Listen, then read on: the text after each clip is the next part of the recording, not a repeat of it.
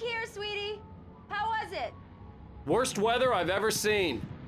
You should put some coffee on. It'll warm you up. Hey, handsome. This is gonna be a long night, but these shots are turning out great. I guess you're gonna need that coffee then. I'll go put it on.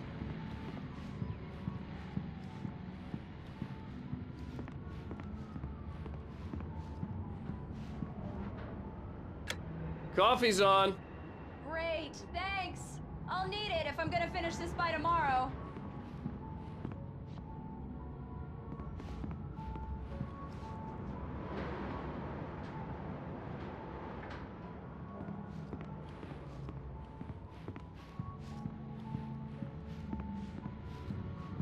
Oh, hey, I just finished those cover mock-ups. They're on your desk. Tell me what you think. No kidding. I didn't think you'd get them done this quickly. On occasion, I can perform all sorts of miracles, my dear. Oh, really? Well, you seemed to think so last night.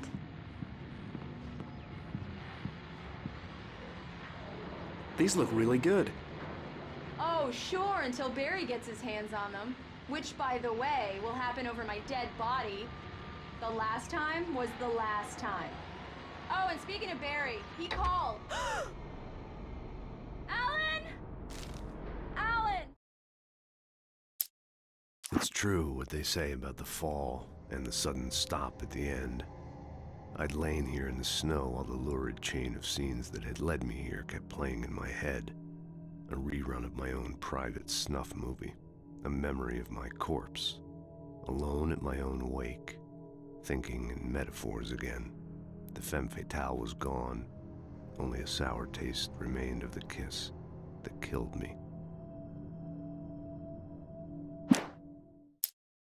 This was a late goodbye. 13 years after I'd gotten my revenge, it had finally caught up with me. It had been a long time to bear the pain. My blood painted the snow red. A gruesome slushy dissolved all the scattered painkillers and leisurely dripped down to the sewer, mingling with the bile of the city, becoming one with it. I can see them now, my wife and my baby. Honey, I'm home. Please check the fuse box. I'm right here. I'm on it, honey. Please hurry.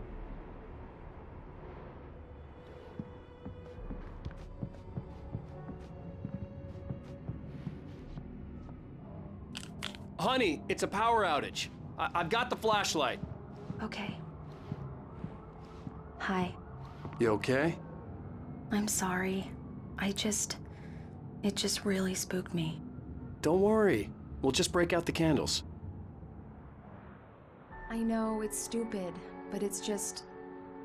especially when I'm not prepared for it, you know? It gets to me. I love you. Tell me a story, writer. Okay. I used to have these nightmares when I was a kid. The dark really spooked me, too. When it got really bad, my mom gave me this old light switch. She called it the clicker. The clicker, huh? Yeah. If I ever got scared of the dark, I could just flip the switch and a magic light would scare the monsters away. Oh, sure. Here it is. Alan. Maybe it'll help you, too. Yeah, nice story, writer boy. You made that up right now, didn't you? No. Seriously. I love you, even if you are a liar. Thanks for this.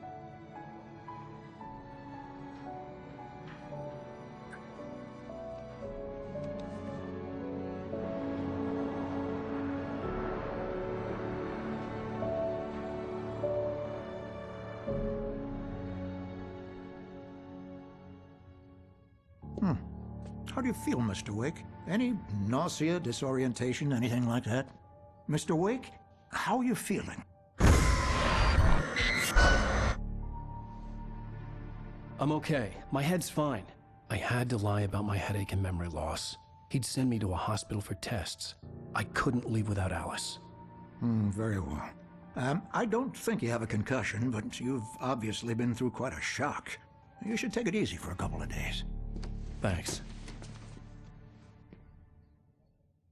Well then, Mr. Wake, we're done here. If the pain gets any worse or you experience any other symptoms, you should come see me. I'll let you get on with it then. Sarah, Sheriff Breaker is waiting for you. She's very good at her job. I'm sure she can locate your wife in no time. Doc Nelson was the image of a small-town doctor. Sheriff Breaker had called him to the station to take a look at the cut in my head.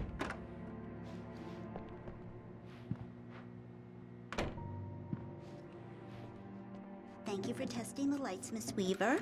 Everything seems to be fine. I don't have the luxury of being complacent, Deputy Grant. The bulbs will need changing soon. You can't change them in the dark. I'll be sure to take care of it, Miss Weaver. Have a nice day now. Very good. I'll come back later on to remind you, just in case. Mr. Wake, the sheriff is waiting for you in her office down the corridor. That was Cynthia Weaver. I guess you can call her the town eccentric. She used to be the editor of the local newspaper, but she's focused on, other things these days.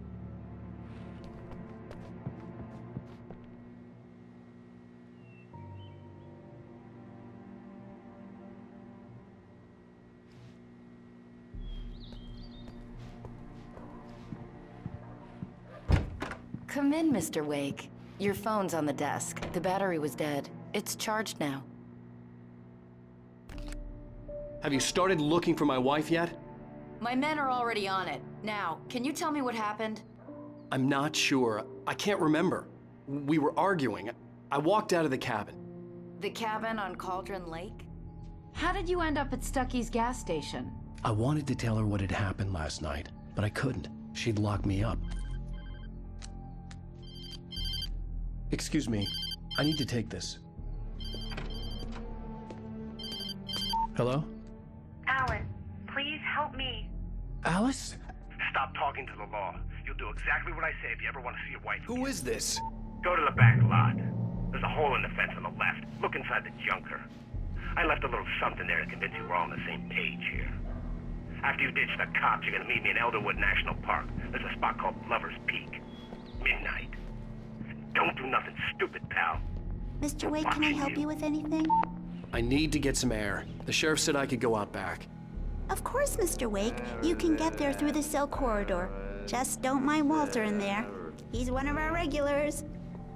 I thought he quit drinking for good. Oh, no such luck. He went on a bender and beat Danny pretty badly. He started shouting like that the moment he woke up. Alice looked through the viewfinder, lining up the shot. Cauldron Lake was breathtaking. Something caught her eye. A figure standing in the shadows behind the cabin, like a thin woman in a black dress. She lowered the camera and looked again. No one there. Just a collection of bushes that looked vaguely human-shaped. She shook her head and laughed. More lights! I don't like the goddamn shadow. Hey! Hey, mister! Hey, can you turn the lights on?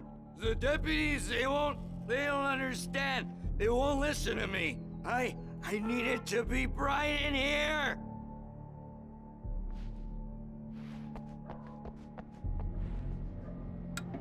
Thank you, man, thank you. Hey, you're all right. You're a good guy. Don't let anybody tell you different. You know, I shouldn't even be in here. The cops, they got it all wrong. See, sure, I beat him up, but I wasn't drunk. I mean, I wasn't drunk at the time. I only got drunk. In spite of its human mask, to describe the dark presence as intelligent would have implied human qualities on something decidedly inhuman. Nonetheless, it found the one spot in the diner that was dark enough. Some light spilled into the corridor, ravaging it. But it took the pain. Horrible as it was, the writer would soon fix that. He would be coming to the one place where it still had power. Afterward. The early morning light hurt my eyes and made my head ache. The man on the phone had said, "Go through the fence on the left." Well, folks, it's been another long night, and it's about time for me to sign off for a while. God knows I need my beauty sleep.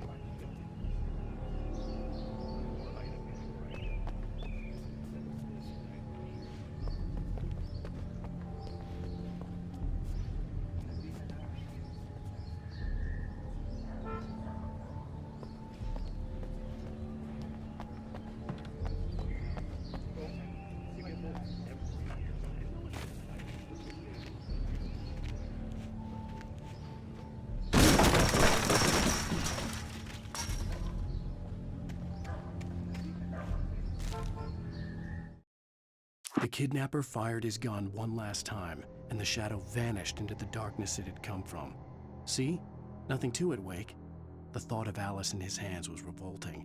We stood on the wooden platform of Lover's Peak, the waterfall on the mountain behind us, the lights of the radio mast blinking red in the heights above.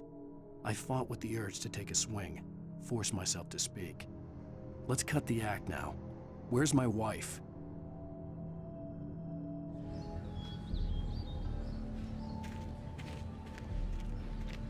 Alice's driver's license had been placed on the front seat. The caller meant business. Barry? Ow! Ow! Thank God! Where the hell have you been? I've been trying to reach you for a week, you and Alice. I've been worried sick. I flew out yesterday. I'm here in Bright Falls. Barry, listen to me. I'm at the sheriff's station. Come and get me. I can't talk now. Al, what the hell is going on? I had to get the sheriff to let me go. I needed to get to Elderwood National Park to meet Alice's kidnappers.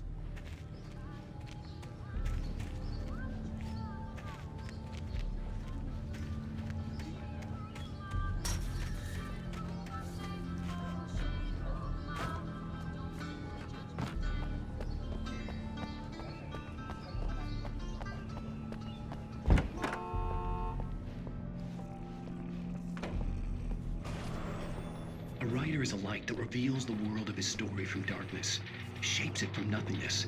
The way a sculptor carves a statue from a block of granite. If I stop, the world I'm making dies. Darkness will reclaim it. Marvelous, Sarah. I just wanted to settle all the damage the Anderson brothers might have inadvertently caused on their... Are you feeling any better, Mr. Wake? I'd like to leave. Am I free to go? Well, we still need to talk about... Am I under arrest? No, of course not. But I need to know where you'll be staying so I can get in touch with you. I'd avoid the motel. The Majestic is known for its roaches. The cabins at Elderwood are pretty nice, though. That sounds perfect. I'm Dr. Emil Hartman. I'd like to invite you to stay at Cauldron Lake Lodge. Did you talk to my wife? I had the pleasure of discussing your situation with her on several occasions. Did you set something up with her? I invited her here. My clinic is a place where... Oh! Hey! Oh, my! Take it easy. Hey, nobody move! Get your hands off of my client! Who are you? I'm Barry Wheeler, his agent. If you have business with Mr. Wake, you talk to me. You yokels won't know what hit you once I sick my lawyers on your asses. No harm done, Sarah. I'm all right. I don't want to press charges. Mr. Wake, my offer still stands. Get me out of here. What the hell was that about, Al? We don't need a replay of that thing with the paparazzi. I thought they were gonna lock you up. I had to talk to someone. I told Barry everything. He thought I was certifiable, but when he heard about the manuscript, I had him. The fact that I'd written something, even if I couldn't remember it, was enough for him. He smelled money. And he believed that Alice had been kidnapped. Anything beyond that was another story. I had a midnight appointment with the kidnapper in a place called Lover's Peak, somewhere in Elderwood National Park. The plan was to rent a cabin. I don't like it, Al. I don't like any of it. It's not good. In fact, it's the absolute opposite of good. Mr. Wake! Barry, you found him. Hi, Rose. Oh, wow. I was just thinking about you, too. Great. I was just bringing Rusty some coffee. He's on the balcony, looking after Max. Poor thing. I really need to go. Great to see you again, Mr. Wake. Later! Who's Max?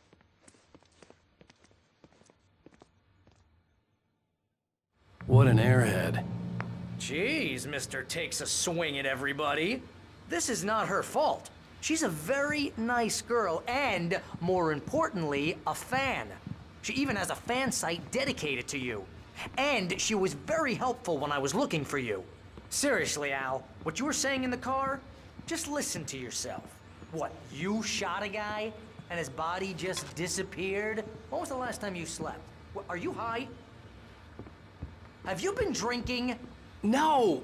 Look, Barry, I'm missing a week, and someone's got Alice. Do you and everything's understand what it sounds like when you say stuff like that?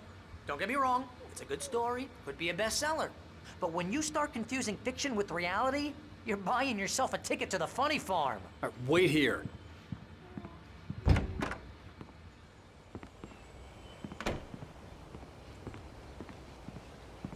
Easy there, boy. I'm almost done. Hey, Rusty, right? You rent cabins. Oh, Mr. Wake. I'd shake your hand, but mine are kind of full here. Actually, I'm sorry about this. Would you mind grabbing the registration form from the desk? It's just across from Bucktooth Charlie. Okay, sure. What happened? Crazy poachers.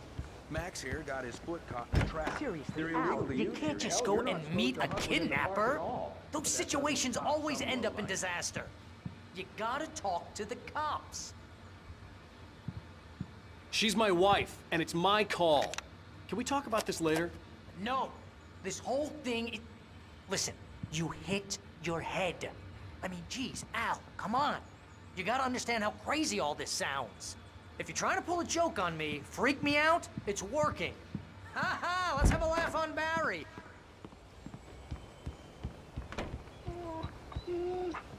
Wait here. I think this is the form you wanted. And here are the keys. Okay, you're all set, Mr. Wake. Glad to have you staying here. Thanks. Can you tell me how to get to Lover's Peak? Oh, sure. It's at the end of the nature trail. Just follow the paths, you'll get to it eventually. It's an easy walk. Nice spot, too.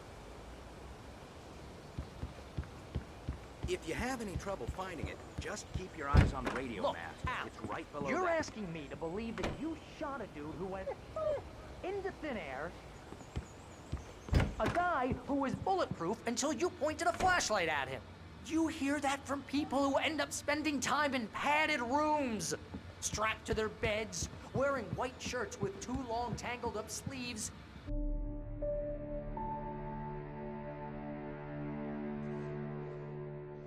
That's just crazy talk, Al. Al? Al?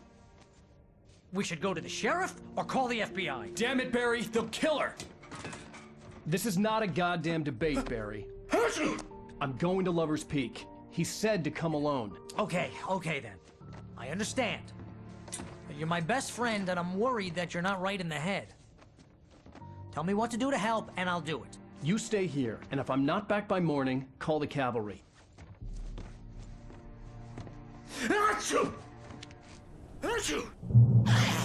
Just be careful with the natives, Al. These yokels are dangerous. Everybody hates a tourist, or it'll be Deliverance all over again.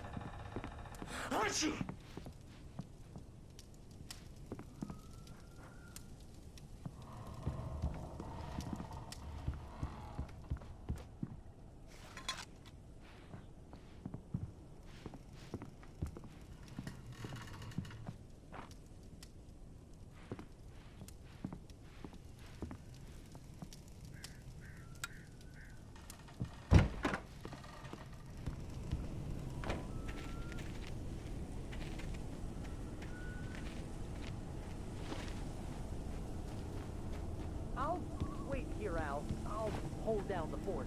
I'll be with you in spirit every step of the way, Al. Walk through the door now.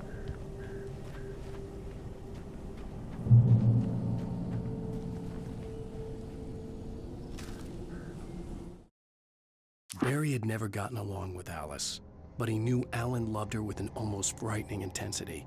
And now something had happened to Alice. And here was Al armed with a gun and saying things people got put in padded cells for.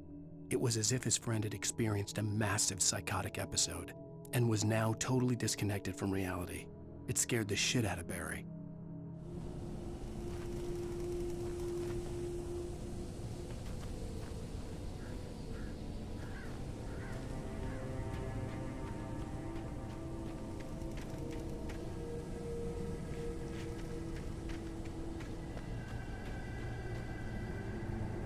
Barry had the keys to the car he rented. Wasn't a long walk to the visitor center, and it wouldn't be any use to me in the forest. I knew I should have gone to the cops. This wasn't the smartest thing I'd ever done, but I was still angry with Barry for trying to talk me out of it. These people had called me right in the sheriff's station. The cops wouldn't scare them, and they had Alice.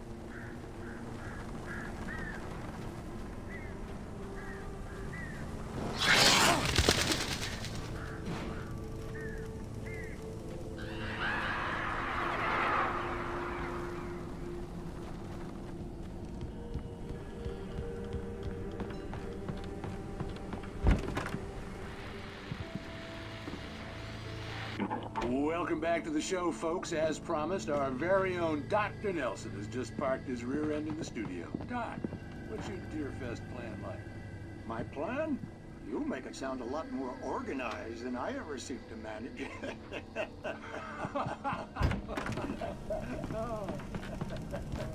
No plan, really. Taking the action. I'm getting a little too much more than that. Tell me, those bad ways.